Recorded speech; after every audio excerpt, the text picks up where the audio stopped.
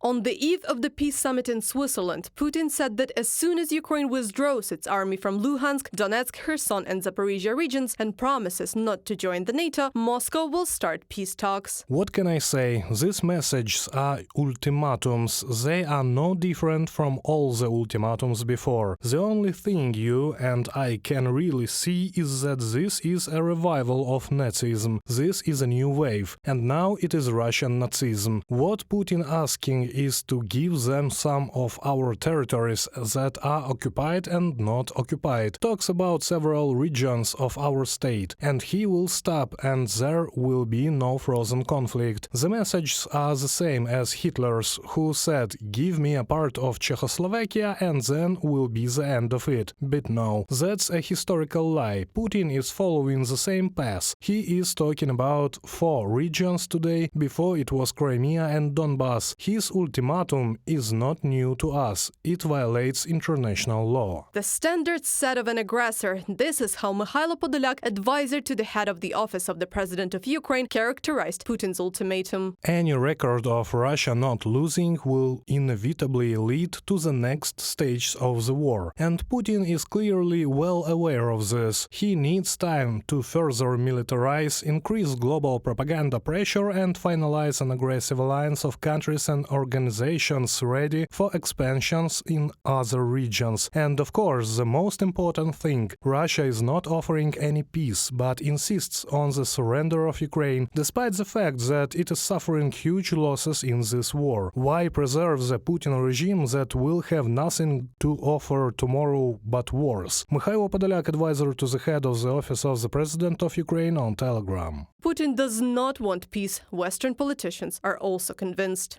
With the current state of affairs, we have seen where the Russian position is. It is so far from a realistic view from the Ukrainian position, from a possible outcome, that I do not believe that we will have a conference with the Russian side in the autumn and that we are on the road to peace. Ukraine and its partners in the West need patience. Christoph Haxhen, chairman of the Munich Security Conference, in an interview with Deutsche Welle. In Russia, however, they continue to insist that Putin's proposals are the result of analysis of current realities. Thus, Russian Foreign Minister Lavrov said, quote, "The West refuses to organize negotiations on a fair basis. However, the position of Kyiv and the allied countries remains unchanged. Peace is possible only on Ukraine's terms, which are clearly set out in the Ukrainian peace formula and were discussed at the peace summit in Switzerland. More than 100 states and organizations attended the meeting. Russia was not invited. Also, in the future, its participation is not excluded, but in a certain format. We have a very successful experience of negotiations on the Black Sea Grain Initiative. At that time, Ukraine negotiated with Turkey and the UN. Then Turkey and the UN negotiated with Russia. The agreement looked like a document signed between Turkey, UN and Ukraine, and the second one between Turkey,